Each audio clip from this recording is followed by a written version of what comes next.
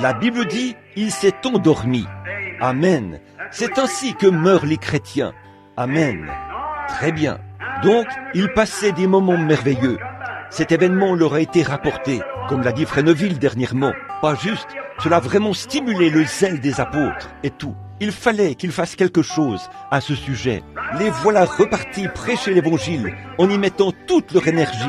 Pierre et Jean, deux hommes ignorants et sans instruction, sont passés par la porte appelée la Belle. Oh là là, le diable s'est dit, bon là, ils sont juste en train de prêcher là-bas, ça ne fera aucun mal.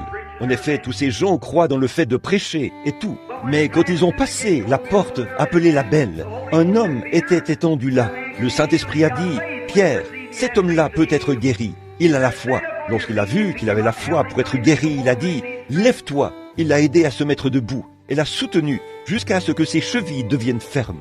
Et il est parti en bondissant et en sautant, tout en louant Dieu. Vous savez quoi? Cela a causé plus d'ennui que toutes les prédications qu'ils ont jamais prêchées. Frère, que quelque chose de phénoménal commence. Vous verrez se dresser contre la personne tous les voyous, tous les chiens de l'enfer, assoiffés de sang. Pas vrai? C'est vrai. Je vous le dis, Pierre a prêché un sermon le jour de la Pentecôte, et 3000 âmes ont été sauvées. Le diable n'a même pas bougé de son lit. C'est vrai. Oh, eh bien, laissez-les tranquilles. Voyez? Mais il est passé par la porte appelée la Belle le lendemain, et il a guéri un homme boiteux de naissance. Et tout l'enfer s'est déchaîné contre lui. C'est vrai, on l'a jeté en prison, et on l'a gardé là toute la nuit. Oui, monsieur, on l'a mis en prison, là, dans la cellule, à cause de la chose phénoménale. Le diable a dit, voyons donc, je ne peux pas laisser cela commencer, la guérison divine. S'ils le font, ils vont vraiment chambarder tous mes plans. C'est vrai. En fait, je peux très bien les duper de temps à autre avec un peu de théologie, mais je ne peux certainement pas les duper face à cette chose véritable qui est en train de se produire et que les gens voient s'accomplir. Je vais simplement arrêter cela avant que ce groupe n'entre en scène. Il n'a jamais pu arrêter cela à cette époque-là. Il ne peut pas arrêter cela maintenant. C'est vrai, l'évangile de Dieu continuera d'avancer encore et encore. Et quand il n'y aura plus de cieux ou plus de terre, cette parole demeurera toujours la même. Car les cieux et la terre passeront, mais mes paroles ne passeront point. Elles ne peuvent pas passer. Ces paroles sont tout aussi immortelles que Dieu lui-même. Elles ne peuvent pas passer.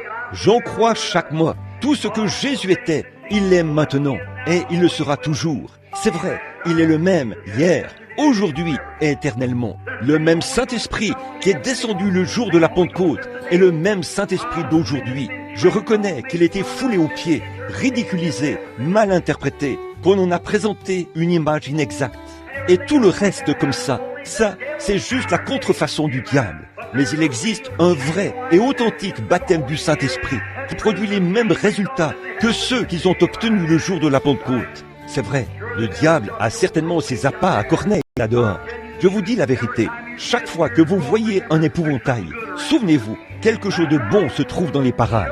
C'est vrai, certainement, on ne voit pas d'épouvantail autour des vieux ananas, ou, je veux dire, des orangers, des osages là-dehors. C'est sous les grands arbres, aux bons fruits, qu'on voit des épouvantails, parce qu'on veut éloigner les oiseaux. Le diable remplit d'épouvantail la vraie religion du Saint-Esprit. Il en met autant que possible. En effet, c'est là que se trouve Jésus-Christ, le Fils de Dieu ressuscité, et sa puissance immortelle, le même hier, aujourd'hui et éternellement. Amen. Ça signifie qu'il en soit ainsi. Très bien.